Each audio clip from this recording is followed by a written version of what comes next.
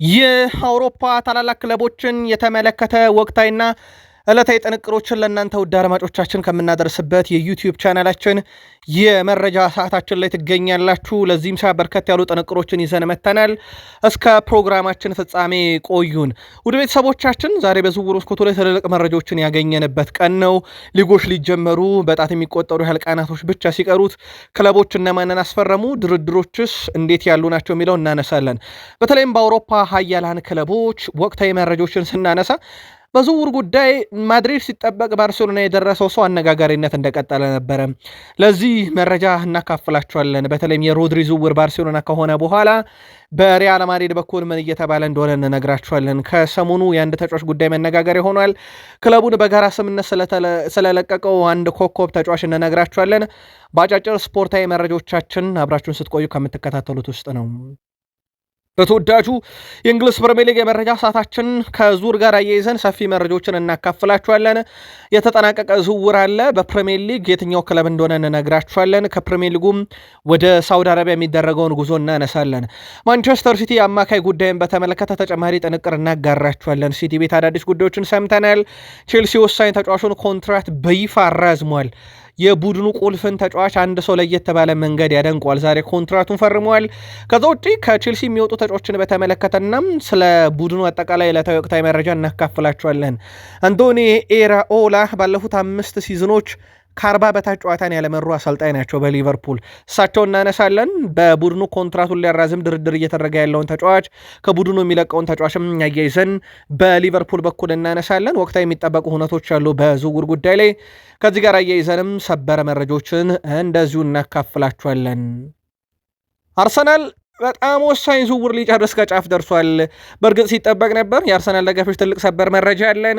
ከዛ ውጪ አርሰናል ስላስፈረመውና ስለሚጠበቀው ተጫዋች በዝውውር መስኮቱ ላይ ከአርሰናል ጋር በተያያዘ አንድን ተጫዋች ለመሸጥ እየሄዱበት ያለው ርቀት፣ የሳሌባ የጉዳት ሁኔታን በተመለከተና የቡድኑ ወሳኞች ራይስን ሳካን እናነሳለን።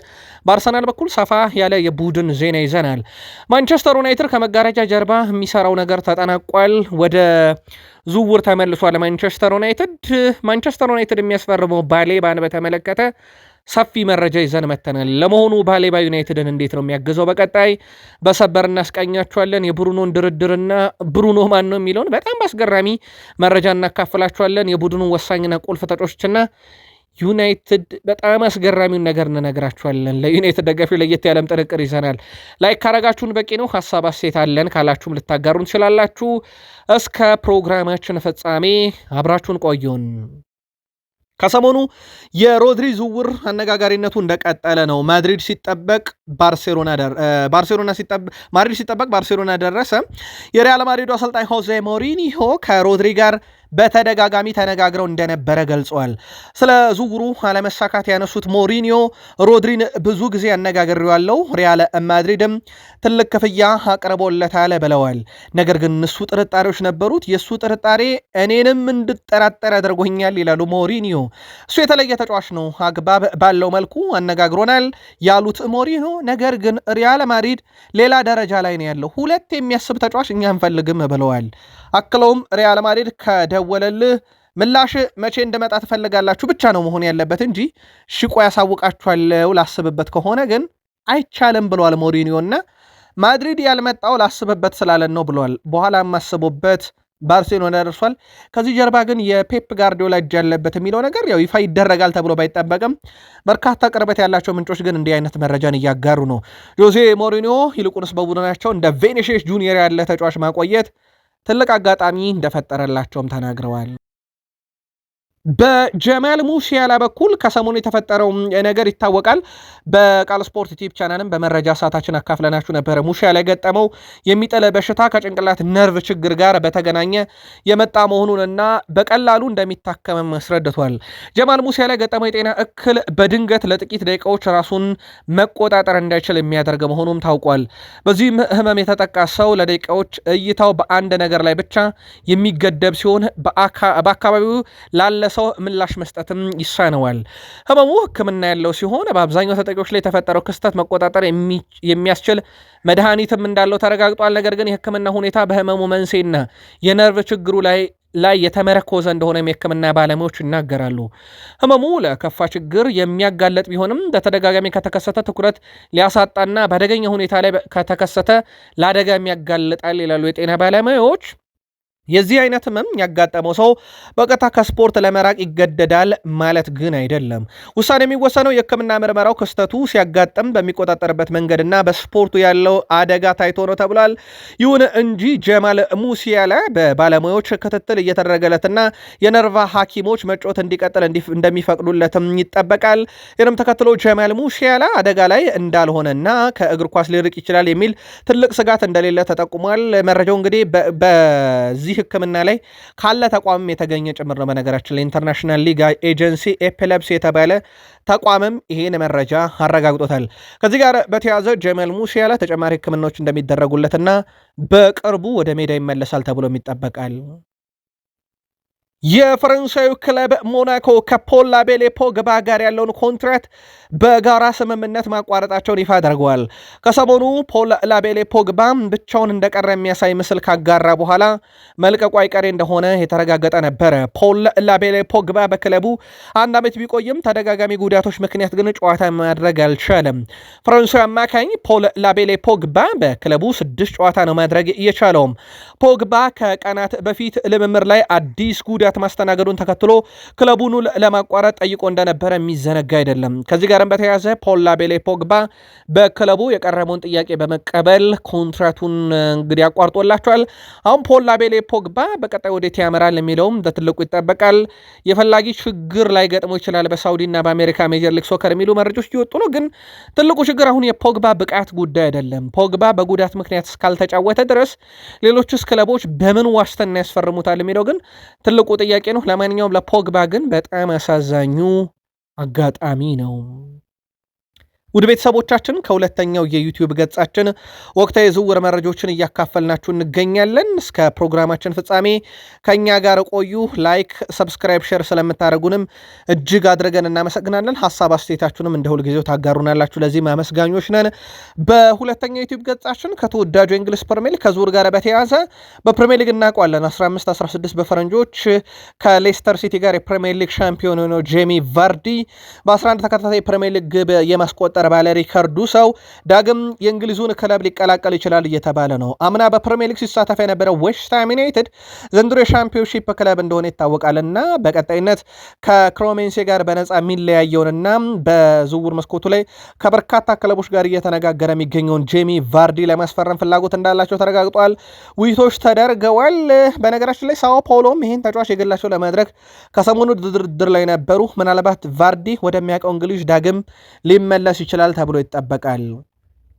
አስቶን ቪላ ጣሊያንን የግራ መስመር ተሰላፊ ሩጌሩን ከአትሌቲኮ ማድሪድ ማስፈረማቸውን ይፋ አድርገዋል። አስቶን ቪላ ተጫዋቹን አጠቃላይ 6.5 ሚሊዮን ዩሮ በሚደርስ የዝውውር ሂሳብ አስፈርመዋል።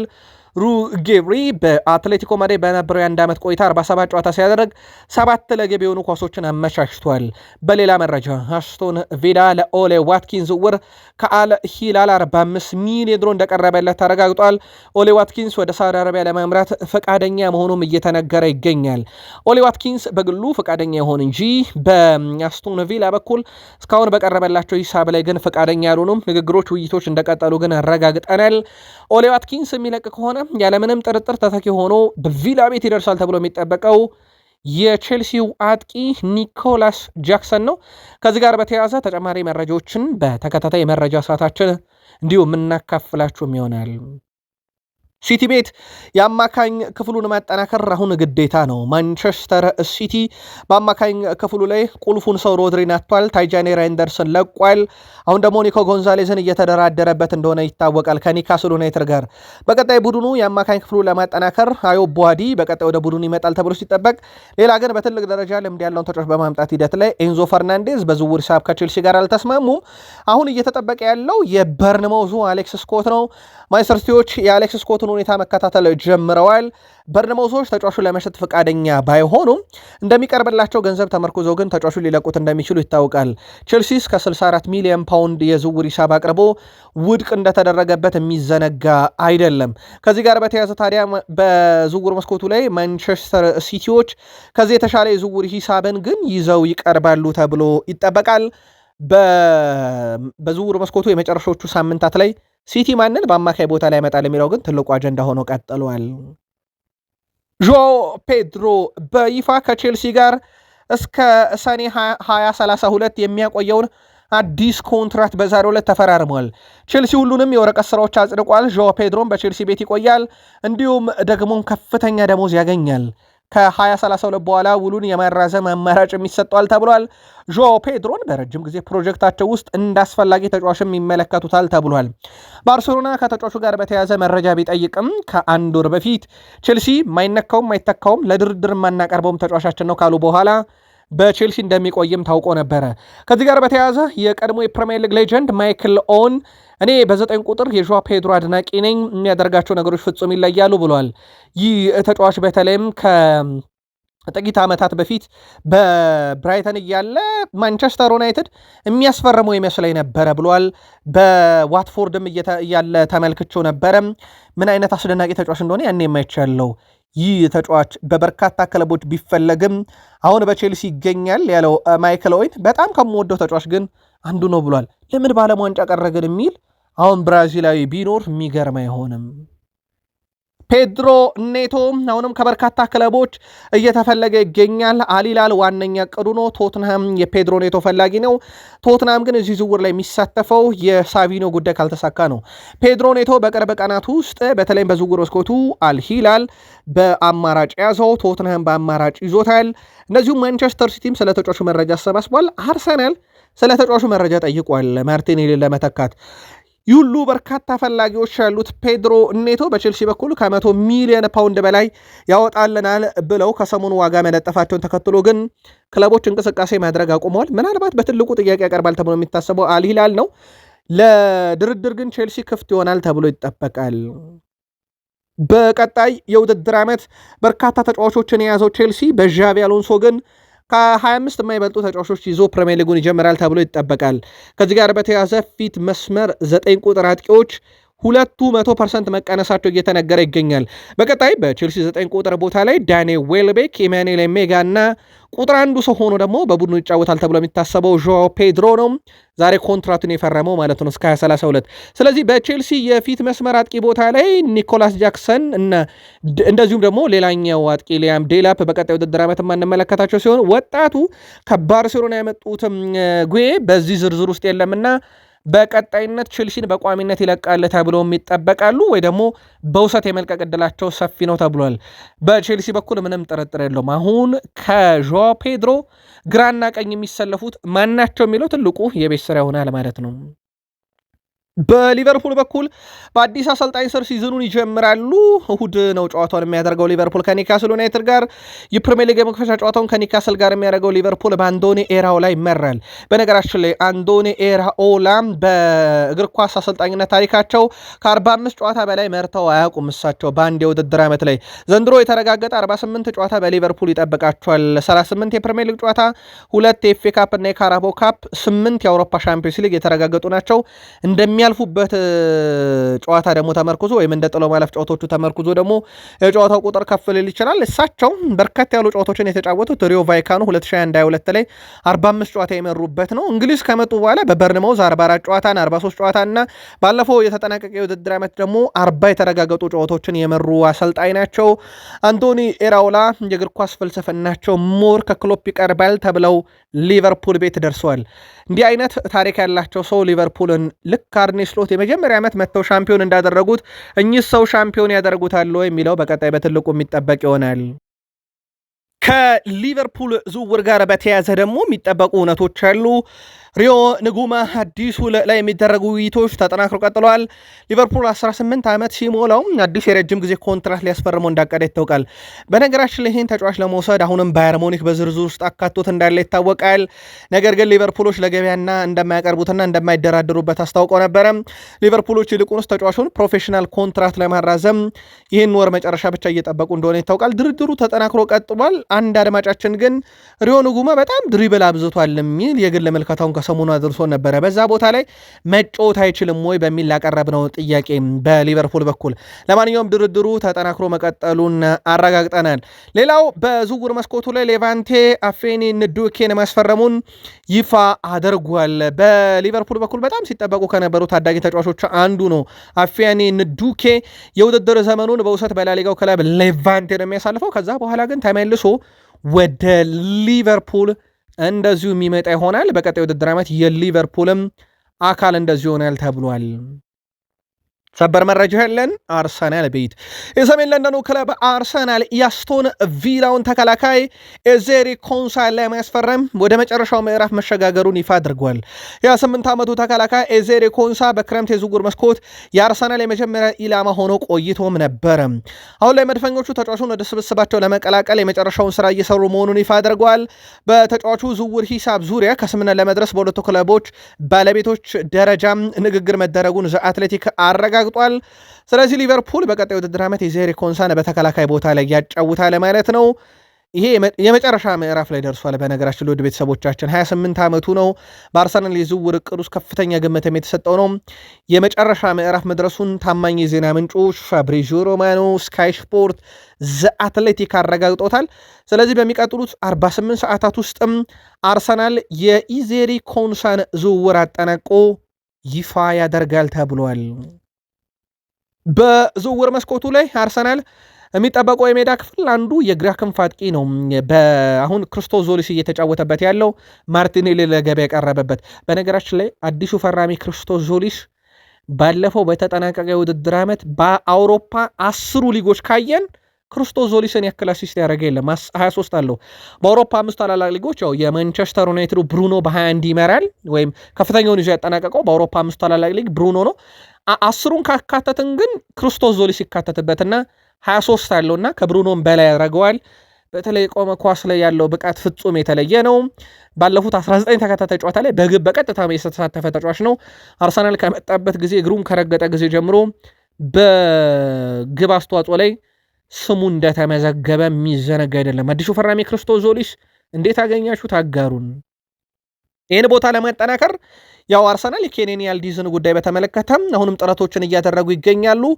አርሰናሎች እንግዲህ በወኪሉ በኩል ዩቬንቱስን ለማግባባት ጥረት እያደረጉ ነው፣ የዝውውር ሂሳብ እንዲቀንስላቸው። ይፋ ጥያቄ በዚህ ሳምንት ይጠበቃል፣ ወይ ደግሞ አርሰናል የማይቀንሱ ከሆነ ሌሎች አማራጮችን ወደ ማየት ይገባል ተብሎ ይጠበቃል። ከዚህ ጋር በተያያዘ ግን ጋብርኤል ማርቲኔሊ አርሰናል ሊሸጠው እንደሚፈልግ ለተጫዋቹ በቀጥታ አልተነገረውም። ግን አርሰናል ማርቲኔሊ ለመሸጥ በደንብ ተዘጋጅተዋል እና ማርቲኔሊ በአርቴታ ፕሮጀክት ውስጥም በቀጣይነት የማይኖረው ተጫዋች ይሆናል ተብሎ ይጠበቃል። ምክንያቱም የፍጻሜ ጨዋታ ዕለት እንኳን ከስብስብ ውጭ አድርገውታል። ያ ማለት እንዲህ አይነት የፍጻሜ ጨዋታ ላይ ከሌለ እቅድ ውስጥ እንደሌለ ማሳያ ነው።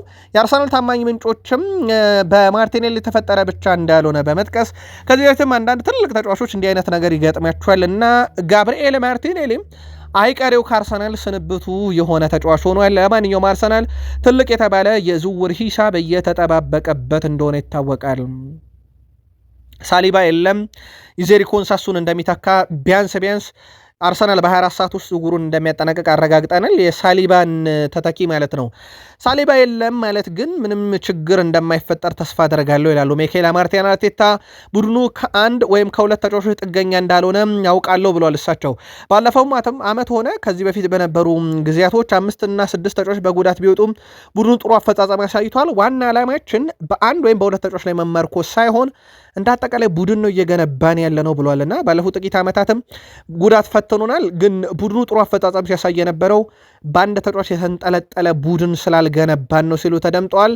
እና ምንም ችግር የለውም ብሏል። በነገራችን ላይ ሱፐር ኮምፒውተርም ለአርሰናል ነው ቀጣዩን ዓመት ቅድመ ግምት የሰጠው ማይክል ኦውንም አትጠራጠሩ፣ አርሰናል ቀጣዩን የውድድር ዓመት ያነሰዋል።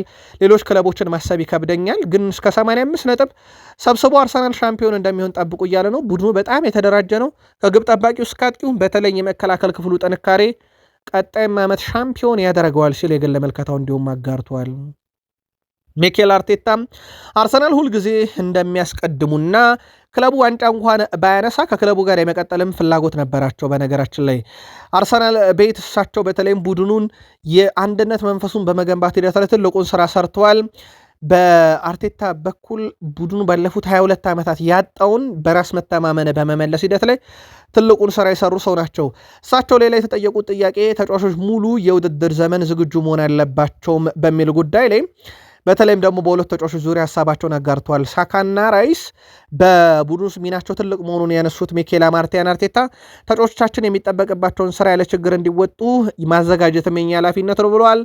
ስለዚህ ሁሉም ዝግጁ፣ ጠንካራና በጨዋታ ወሳኝ ጊዜ የሚፈልገውን ማድረግ የሚችሉ ተጫዋቾች መሆን አለባቸው። ለዚህ ሁሉም ራሱን እያዘጋጀ ነው ብሏል። ምናልባት ሳካ እና ራይስ ከረፍት ጋር የተያዘ ጥያቄ ነበር እንጂ ሲነሳባቸው የነበረው የኳሊቲ ችግር ብዙ የሚነሳባቸው ተጫዋቾች አይደሉም። በፕሪሚየር ሊጉም ላይ ግን የእረፍት ጥያቄ በሁለቱ ተጫዋቾች ላይ በስፋት ሲነሳ እንደነበር ይታወቃል።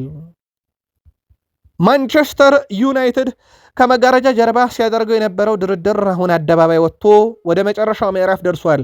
ማንቸስተር ዩናይትድ እና ብራይተን ካርሎስ ባሌባን ዝውውር ለማጠናቀቅ የመጨረሻ ስራ እየሰሩ መሆኑን ሁል ክለቦቹ ይፋ አድርገዋል። ዩናይትድ ለዝውውሩ ያቀረበው የመጀመሪያ ጥያቄ በብራይተን በኩል ተቀባይነት ባያገኝም ማንቸስተር ዩናይትድ በጣም የተሻለ የዝውውር ሂሳብ ይዘው እንደሚቀርቡ ተረጋግጧል። ቡድኑ አስቀድሞም በቦታ ላይ ዩሪ ቴሌማንስ እና አንድሬ ሳንቶስን ማስፈረማቸው እንደዚሁ የሚዘነጋ አይደለም። ማንቸስተር ዩናይትድ ካለፈው ክረምት ጀምሮ ተጫዋቹን የግላቸው ለማድረግ በርካታ ስራዎችን ሲሰሩ እንደነበረም እንደዚሁ የሚዘነጋ አይደለም። የካርሎስ ባሌባ ጉዳት እንደታሰበው አይደለም የሚለው ሳም ጆንስ የካርሎስ ባሌባ የቁርጭምጭም ጉዳት መጠነኛ መሆኑን ተከትሎ ነው ማንቸስተር ዩናይትድ ተጫዋቹን ለማስፈረም ከውሳኔ የደረሰው። ውድ ቤተሰቦቻችን የቀረበው የዝውውር ሂሳብን በተመለከተ ግን ድርድሩ ቀጥሏል። ነገር ግን ፋብሪዞ ሮማኖ ይዞት በወጣው መረጃ መሰረት በ48 ሰዓት ውስጥ የሚጠናቀቅ ዝውውር ብሎታል። ማንቸስተር ዩናይትድ ባለፈው ክረምት ካርሎስ ባሌባን ለማስፈረም ከፍተኛ ጥረት አድርጎ ነበረ።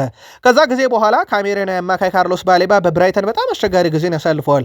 ይሁን እንጂ ባሌባ በሊጉ የነበሩት ድንቅ 2 ዓመታትና ያሉት ቁጥሮች አሁንም በዩናይትድ እንዲፈለግ ያደረገው ተጫዋች ሆኗል። ማንቸስተር ዩናይትድ ባሌባ በአፍሪካ ዋንጫው ከብሪያን ፑሙ ጋር ሲጫወት ሲመለከቱም እንደነበረ ተረጋግጧል። ተጫዋቹ በአፍሪካ ዋንጫው ባደረጋቸው 5 ጨዋታ ያሳየው እንቅስቃሴም ዩናይትድን ዳግም ያስደነቀው አጋጣሚ ነበር። ማንቸስተር ዩናይትድ ካርሎስ ባሌባ ያለው ቁጥር ቡድኑ ከሚፈልገው ጋር የሚጣጣም ነው የሚልም እምነት አላቸው። ክለቡ ባሌባ ሜዳውን የሚያካልል ኳስ መልሶ ማግኘት የሚችልና ትክክለኛ ኳስ የማቀበል ክህሎቱንም በዋነኝነት አንስተውታል። በተጨማሪም ግራ እግር እንደመሆኑ አስፈላጊ ሲሆን የግራ መስመር ቦታውን ክፍተት ይሸፍናል ተብሏል። ከሰሞኑ ያው ፍሬድ የመጨረሻው ዩናይትድ የግራ እግር ተጫዋች እንደሆነ አድማጮቻችንም ሲልኩልን ነበረ። የግራ እግር እንደመሆኑ መጠን እንግዲህ በዩናይትድ በኩል አማካኝ ክፍሉ ላይ በግራ እግሩ የሚጫወት ሌላ ተጫዋች ይጨምራል ማለት ነው። ካርሎስ ባሌባ ባለፈው ዓመት በ15 የፕሪሚየር ሊግ ጨዋታ ላይ ብቻ ነው ተቀይሮ ወጥቶ የነበረው። ማንቸስተር ዩናይትድ ባለፈው ክረምት ላይ እሱን ለማስፈረም ከፍተኛ ጥረት ማድረጉና ጉዳት በአቋሙ ላይ ተጽዕኖ እንዳሳደረም ተገልጿል። በብራይተን ተጫዋቹ በራስ መተማመኑን መልሶ እንዲያገኝ እርዳታ ሲደረግለት እንደነበረም ተገልጿል። አሁን ግን በሚፈልገው ክለብ ማንቸስተር ዩናይትድ ይጫወትም ዘንድ የ5 ዓመት ኮንትራት ለመፈረምም ከማንቸስተር ዩናይትድ ጋር ካርሎስ ባሌባ ተስማምቷል። አሁን ትልቁ ጥያቄ ካርሎስ ባሌባን ዩናይትድ ካስፈረመ በኋላ ከጉዳት ተመልሶ መች ለማንቸስተር ዩናይትድ ጨዋታ ያደርጋል የሚለው በትልቁ ይጠበቃል። ማንቸስተር ዩናይትድ በሚቀጥሉት 24 ሰዓታት ውስጥ የካርሎስ ባሌባን ዝውውርም ይፋ ያደርጋል ተብሎ ይጠበቃል። ሌላ ዩናይትድ ቤት የሚጠበቀው ብሩኖ ነው። የማንቸስተር ዩናይትዱ አማካይ ብሩኖ ፈርናንዴዝ የውል ማራዘሚያ ድርድሩ አሁንም እንደቀጠለ ነው። በጣም ረጅም ጊዜ ሆኑታል። በእርግጥ ድርድሩ በዩናይትድ በኩል እንግዲህ የብሩኖ ደሞዝ፣ የውል ቆይታ ጊዜና የውል ማፍረሻ ክፍያ መጠንን በተመለከተ ድርድሮቹ እየተካሄዱ ይገኛሉ። አሁን ላይ ውሉ 27 የሚቆይ ሲሆን ማንቸስተር ዩናይትድ ውሉን እስከ 28 ድረስ የማራዘም አማራጭ ያለው ግን ዩናይትድ ለገበያ ያቀርበዋልም ተብሎ አይታሰብም። ብሩኖ ማለት ውድ ቤተሰቦቻችን በማንቸስተር ዩናይትድ የመጀመሪያ ጨዋታውን ካደረገበት ቀን ጀምሮ ማለት ነው ብንቆጥረውም በርካታ ደቂቃን በመጫወት በማንቸስተር ዩናይትድ ቁጥር 1 ብሩኖ ነው። በርካታ ጎል ብሩኖ የዩናይትድ ከፍተኛ ግብ አስቆጣሪ ነው። እሱ ዩናይትድ እግሩ ከረገጠ ጊዜ ጀምሮ በአሲስት ቀዳሚ ነው። 71 ጎል 72 አሲስት አለው። ተመጣጣኝ የግብ አስተዋጽኦም አለው። የግብ ዕድል በመፍጠር ከዩናይትድ ተጫዋቾች ሁሉ ቀዳሚ ነው። በማንቸስተር ዩናይትድ ተቃራኒ ሳጥን ውስጥ ኳስ በማቀበል ቀዳሚ ነው። ቁልፍ ኳሶችን በማቀበል ቀዳሚ ነው። ዩናይትድ ቤት እግሩ ከረገጠ ጊዜ ጀምሮ ብሩኖን የሚበልጥ አንድም ተጫዋች በዩናይትድ ቁጥር አላስመዘገበም። ይህ ደግሞ ተጫዋቹ ምን ያህል ለዩናይትድ ወሳኝ እንደሆነ ማሳያ ነው። ማርከስ ራሽፈርድ ወደ ማንቸስተር ዩናይትድ ከተመለሰ በኋላ በተለይም ከወጣት ተጫዋቾች ጋር ያለው ግንኙነት በበርካቶች እየተደነቀለት ይገኛል። የክለቡ ምንጮች ራሽፎርድ በልምምድ ወቅት እየሰራ ያለውም ስራ በተለይም በማንቸስተር ዩናይትድ በቁርጠኝነት ራሱን ማሳየት ፈልጓልና በጥሩ ሁኔታ እየሰራ መሆኑ ልምምዱም የዩናይትድ ምንጮች ያረጋግጣሉ። ከዛ ውጭ ግን በተለይም የአካዳሚ ተጫዋቾች በዋናው ቡድን ልምምድ በሚያደርጉም ጊዜ ከነሱ ጋር ያለው ቀረቤታና ተጫዋቾቹን በማበረታታት እንደዚሁ ደግሞ ይሄ የስልጠና ጊዜውን አብረው በማሳለፍም ተጫዋቾችን እየረዳ ነው ተብሏል። ራሽፈርድ እንደ ጄጄ ጋብርኤል ያሉ ተጫዋቾች ጋር ያለው ቀረቤታ እንደዚሁም ከነ ሊሼ ጋርም በተለይም ይሄ ከዋናው ቡድን ጋር ቅርበት እንዲኖራቸው በማድረግ ረገድ ትልቅ ስራዎችን እየሰራ መሆኑ ተዘግቧል። የማንቸስተር ዩናይትድ ምንጮች እንዳረጋገጡት ከሆነ ተጫዋቹ ወደ ልምምድ ከተመለሰ በኋላ ወደ ዩናይትድ ከተመለሰ በኋላ ያለው ተነሳሽነትም ከፍ ያለ የሚል መረጃን ይዘው ወጥተዋል። ማንቸስተር ዩናይትድ ቤት ትንሽ ለየት ያለ ነገር እንንገራችሁ። 2022-23 የውድድር ዓመት ዩናይትድ የአውሮፓ ሻምፒዮንስ ሊግን ሲጫወት የነበረው የተከላካይ ክፍል አሁንም አለ። ለመጨረሻ ጊዜ ዩናይትድ ሻምፒዮንስ ሊግ ሲጫወት ዳሎት፣ ማጓየር፣ ማርቲኔስ፣ ሾ ነበሩ።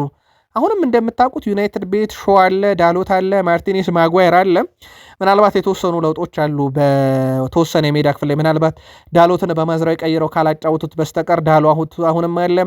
ማጓየርና ማርቲኔስ ተደጋጋሚ ጉዳትና የወጥነት ችግር ማጓየር ላይ ተቀያሪ ወንበር ላይ ካላስቀመጣቸው በስተቀር አሁንም አሉና ዩናይትድ ወደ ሻምፒዮንስ ሊግ ሲመለስ አሁንም ያንኑ ቡድን በተለይ በተከላካይ ክፍል ይዞ መጥቷልና ከሰሞኑ ፖል ስኮልስ በጣም መሰጋበት የሜዳ ክፍል ማለቱ እንዲሁ የሚዘነጋ አይደለም። ጥቂት ቆይተን ተጨማሪ መረጃዎችን ይዘን እንምጣ። መልካም ቀን ይሆንላችሁ።